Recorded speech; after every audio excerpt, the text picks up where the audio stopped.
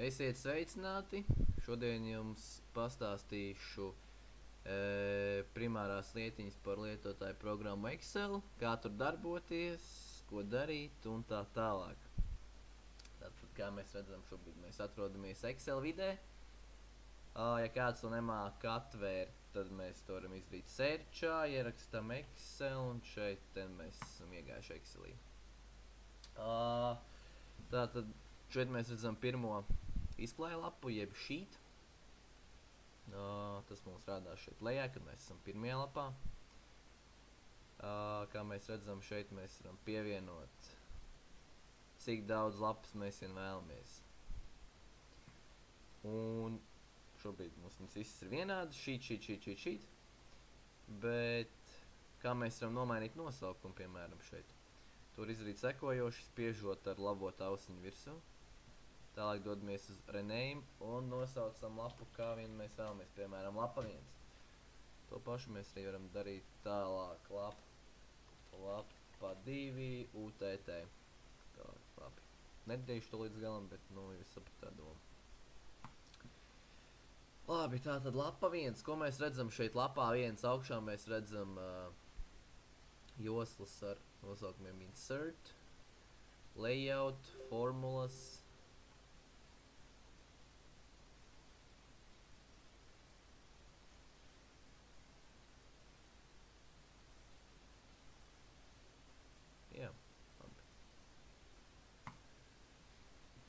Jā, kur mēs palikām? Formulas, data, preview and view. Tālāk, kas mums interesē vairāk? Pie sadaļas insert, ko mēs varam izdarīt? Mēs varam ievietot tabulas, bildes, screenshots, piemēram. Formiņas kaut kādas, grafikus, kas diezgan bieži izmantojami. Šeit mēs varam izvēlēties dažādi grafiki, tekstboksi, stīli vairāki, rakstiem, burtiem. Un tā tālāk. Ko mēs varam izdarīt pie page layout? Šeit mēs varam nomainīt lapas izmēru, kā lapa ir apgriezta, portretā, horizontāli, maliņas, fonti, krāsas, efektiņi, foni, dažādas šādas lietas. Pie formulām diezgan svarīgs lauciņš. Pie formulām. Tātad šeit mēs varam izvēlēties vispopulārākās, summa, vidējais, maksimālais, minimālais, un šeit mēs varam atrast arī pārējās funkcijas. Par to mēs nedaudz vēlāk. Jā. Tālāk dodamies data. Šeit mēs varam redzēt dažādas filtriņas, atlasīt, lielāks, mazāks, alfabēta secība šeit te, un datu apstrādes lietas dažādas. Reviewā ir spellings, kas ir pareizrakstība, translate, tulkošana, meklēt kaut ko varam.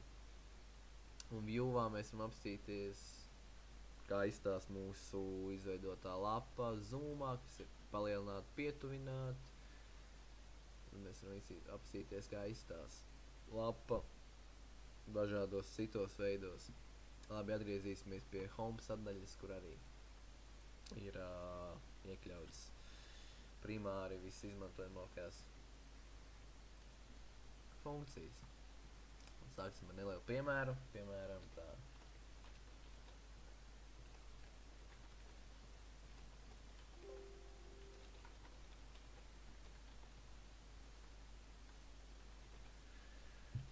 Šeit man sarakstīt mēneši un sarakstīsim apakšā skaitļus, piemēram, šādi. Šeit uzrakstīsim kopā. Pieņemsim, kad mums ir 5 mēneši un mums ir jāprēķina kopskaits no šiem skaitļiem 5 mēnešu diapazonā. Kā mēs Excelī to varam izdarīt? Kā es rādīju, mēs varam darīt šeit caur formulām, kas ir dots, bet parādīšu, kā to darīt uzreiz. Iezīmējam šo šūnu, uzrakstam zīmi ir, tālāk sum, tas nozīmē summa, saīsinājums no summas, atveram iekavās vaļā. Tālāk šajās iekavās mēs vēlamies ielikt to visu diapazonu, ko mēs vēlamies saskaitīt. Šeit tas būs, piemēram, mēs iezīmējam janvāri ar kreiso pils taustiņu, velkam līdz šai vietai, atlaižam un iekavaram ciet un spiežam Enter. Summā viņš izmet mums rekurskaits 70. Protams, šo vilkšanu mēs arī varējām aizstāt vienkārši ierakstīšanu šūnu, piemēram, B4, kā mēs redzam, mēs varam automātiski ierakstīt B4, nav vajadzība obligāti vilkt. Un jā, Enter. Šādi mēs varam saskaitīt šādi. Piemēram, apakšā sarakstīsim nedaudz lielākus skaitļus. Pirmie varbūt bija pārāk vienkārši un tā formula nebija nepieciešama. Šādi te un tā. Un šeit arī ierakstīsim kopā. Dotajā brīdī mēs vēlamies arī aprēķināt kopā arī šeit te uz leju kolonnām. Mēs kā horizontāli. Kā tas tiek darīts? Tas tiek darīts tieši tāpat. Ir iekavas un tad ievelkam šādi, iekavas ciet un spiežam Enter. Lai tas nebūtu jādara katrā no šiem lodziņiem, mēs to arī varam vienkārši izdarīt automātiski. Proti, uzspiežam ar kreiso pils taustiņu šeit, aiz stūrīšu, šeit redzam šādi te un velkam. Tad tiks aprēķināts uzreiz automātiski visiem. Tiek pielietots ir, piemēram, jāprēķina vairākiem, lai katrā nav jārakstā viena formula. Un šeit mēs varam izdarīt tieši tāpat uz leju velkot, un tad mums tiks iedota summa lūk šeit te. Ko mēs vēl varam izdarīt ar šo tabulu? Pieņemsim, mēs iezīmējam tabulu, kreiso taustiņu. Mēs vēlamies viņu ierāmēt. Ko mēs daram? Mēs uzspiežam ar labo taustiņu, ejam uz format cells. Šeit mēs redzam sadaļas, ejam uz border. Un rekur mēs varam apstīties dažādas līnijas. Un šeit rekur mēs uztaisam rāmīti. Šeit ir tikai ārējais, te ir iekšējais un abi kopā ir gan. Un tad mēs esam ierāmējuši šo tabulu skaisto. Protams, mēs arī varam nomainīt tabulai šeit augšā burtu izmēru, fontu, kādu mēs vien vēlamies. Boldā ielikt slīprakstā, šeit mēs varam nomainīt burtiem krāsu.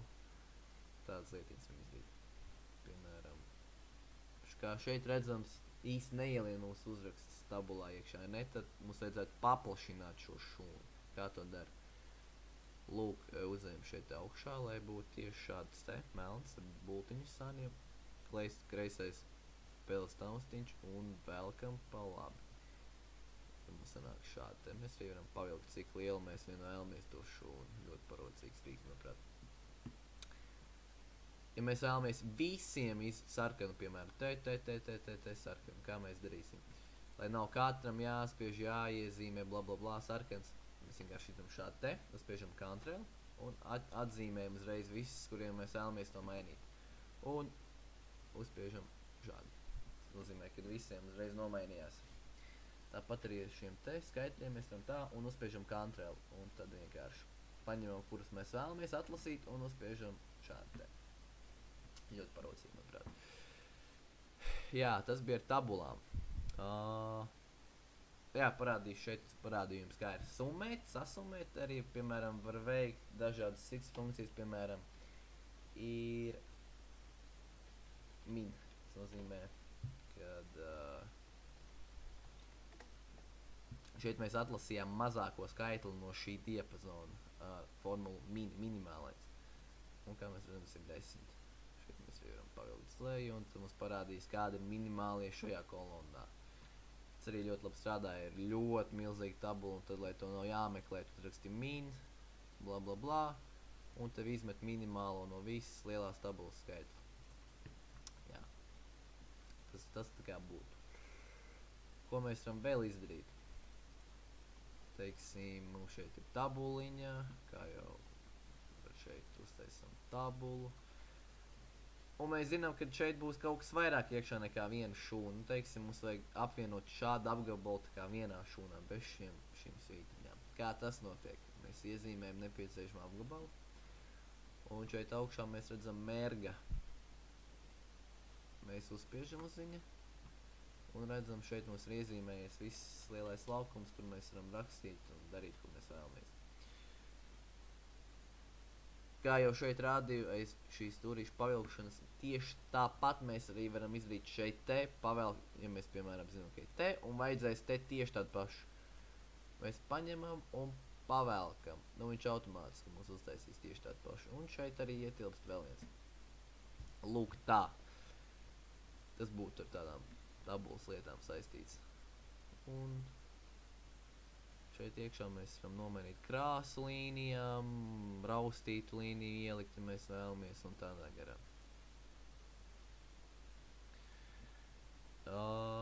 Tā, piemēram. Jā. Ko vēl var izdarīt, piemēram, uzrakstīt komanda. Un mēs vēlamies viņu apgriezt, lai viņš būtu nevis guļus, bet vertikāli. Kā to dara?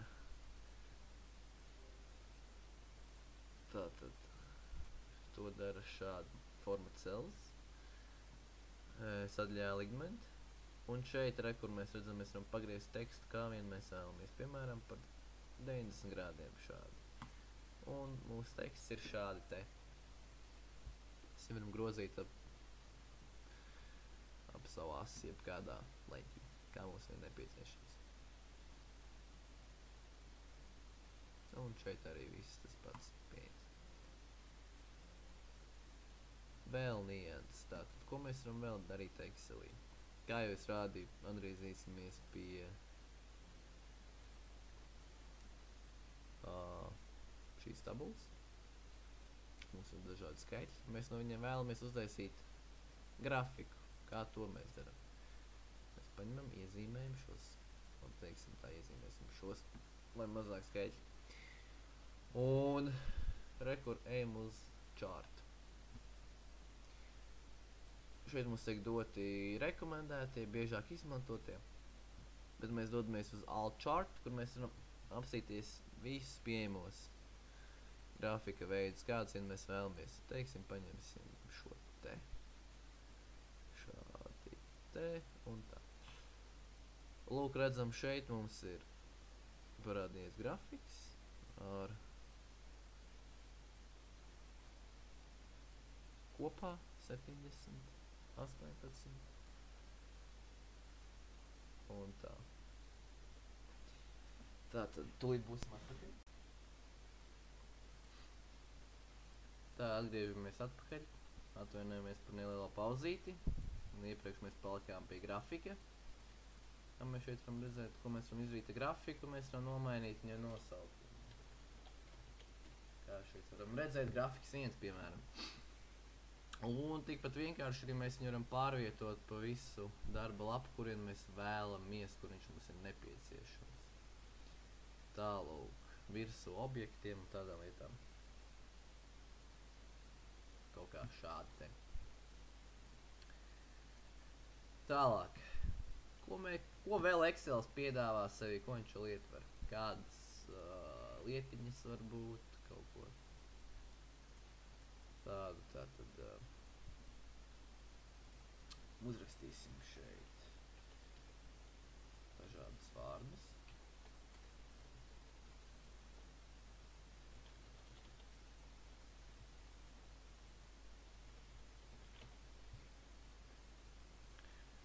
Šeit mums ir 4 vārdi. Labi, atpakaļ parādīsim vēlreiz. Tātad 4 vārdi uzrakstīti. Ābols, zemeņi, ķisis un burkāns. Pieņemsim, kad mums šī tabula ir, nu, teiksim, tik liela. Un mums ir nepieciešams viņu sarindot alfabēta secībā, vai tieši pretēji, lai būtu vieglāk noteikt, nu, lai būtu vieglāk darboties ar datiem izēs, vai ne? Un kā mēs varam sarindot viņus, lai viņi būtu alfabēta secībā? Kāds notiek? Mēs iezīmējam atkal visu nepieciešamo tabulu. Un ejam reku šeit augšā. Sort un filter. Tas nozīmē, kad mums labi uzspiežam šeit te, apsimies, ko mums piedāvā. Šeit mums piedāvā sakārtot no A līdz Z, tas kā no augšu uz leju, šeit no lejas uz augšu, un šeit mēs varam uzspiest savu kārtošanu, kādu nepieciešam pēc vērtībām, pēc burtiem vai Ko tik vien mums nevajag. Labi, paņemsim no augšas uz leju. Kā mēs redzam šeit te. Visi vārdi mums tika sakārtot alfabēta secībā. A, B, K un Z. Tā kā...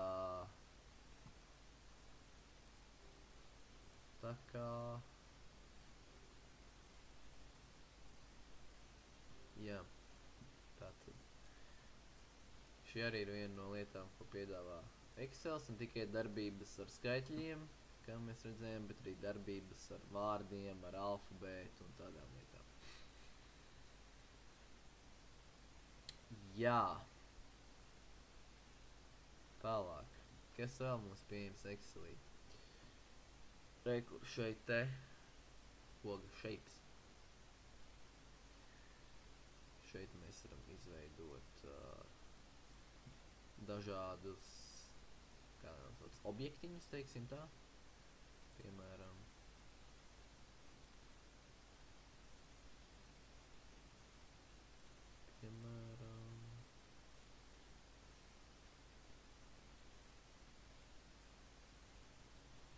Piemēram,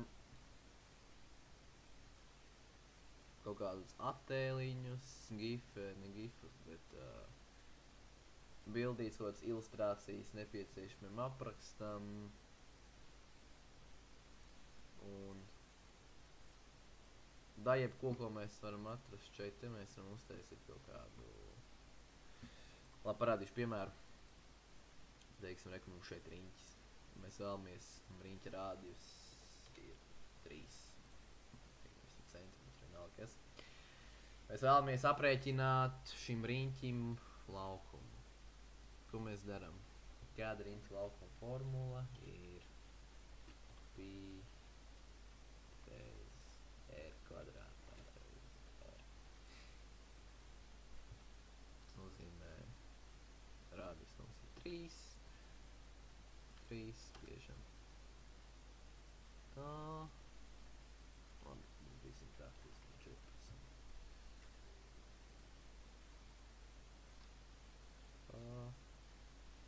Jā, nianse, diezgan liela nianse, kad mēs Excelī nelietojam punktu aiz decimāla skaitļiem, bet gan komatu. Ja būs punkts, tad mums nepieņems neko.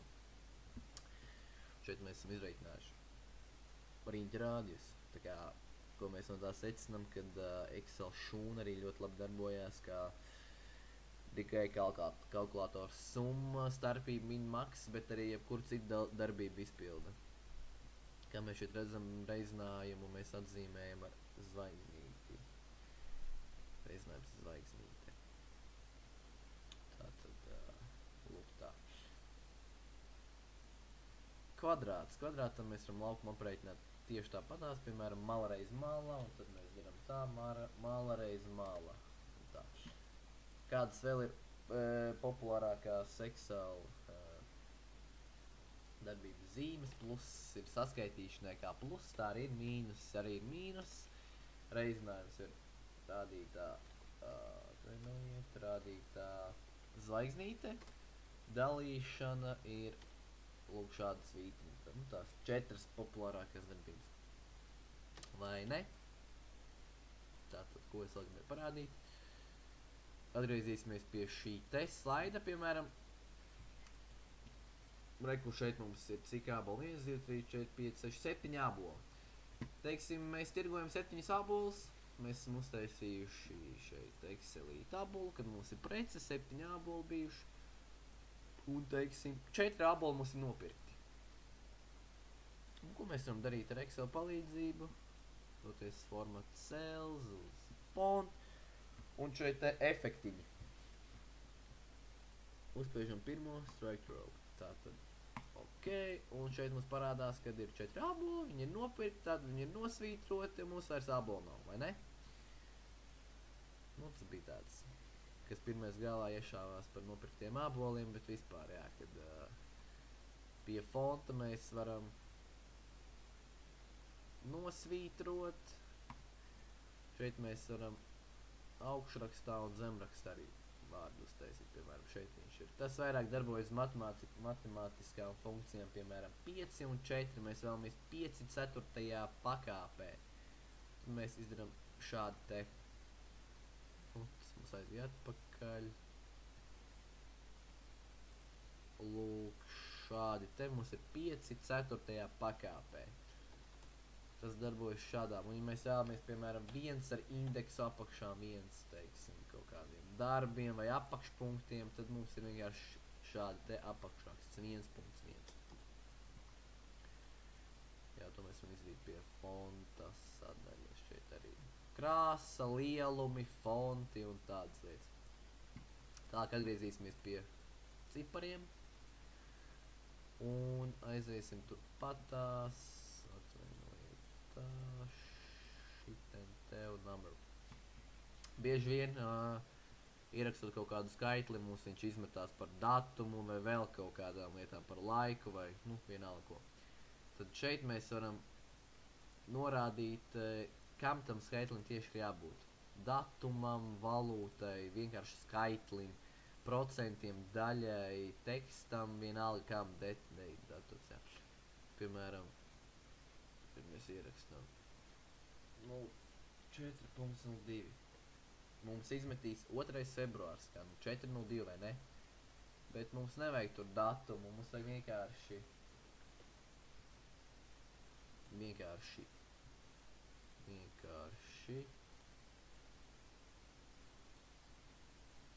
Izvirksim 4.02, jā. Mums vajag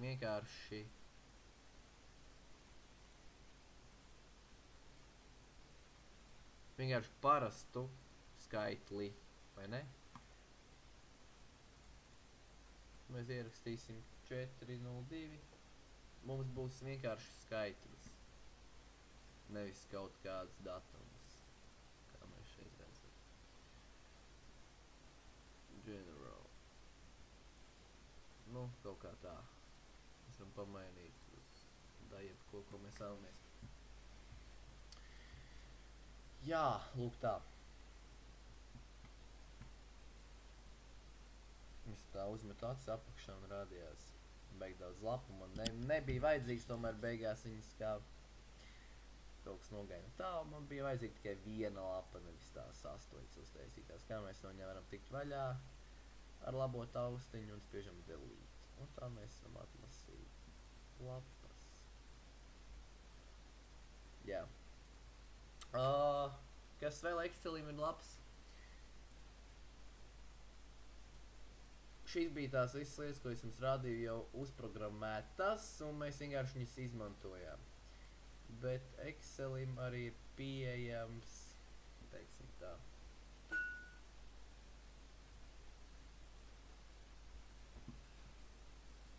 Pašprogrammēšanas rīks, jeb Microsoft Visual Basic, jeb VBA, ar kuru jūs sastopaties skolā vai pašmācības ceļā mājās. Šeit mēs varam paši kaut ko uzprogrammēt, kas pēc tam attēlosies Excel lapās, vai ne? Sīki detalizēti par šo jums šobrīd nestāstīšu, bet parādīšu, kad jā, kaut kas tāds eksistē, kur man palika. Jā, kad šeit mēs varam uztaisīt kaut ko jaunu.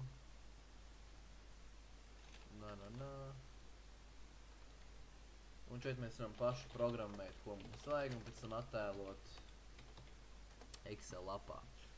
Šāda iespēja arī Excelim eksistē. Diezgan noderīgi, ja māk rīkoties ar to. Lūk tā, tas bija par VBA. Un kad mēs esam visu šo pabeiguši, protams, mēs vēlamies saglabāt savu veikumu, vai ne? Kā mēs varam izdarīt? Mēs varam doties uz File. Pirms tam vēl. Arī, kur mēs varam apsīties iestatījumus Excel, kāda mums ir. Iestatīt, piemēram, kur šeit mēs nomainīt valodu, Latvija, kas ir iestādīt kā default.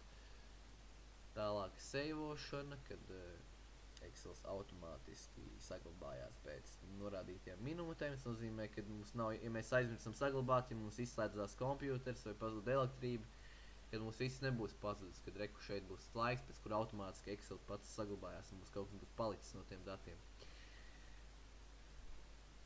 Jā. Ko ir visi fonti, username, bla bla bla. Jā, kas mums vēl šeit labi nav svarīgi. Mēs vēlējāmies saglabāt savu darbu, vai ne? Tātad, kā mēs to darām? Mēs ejam šeit test, save as,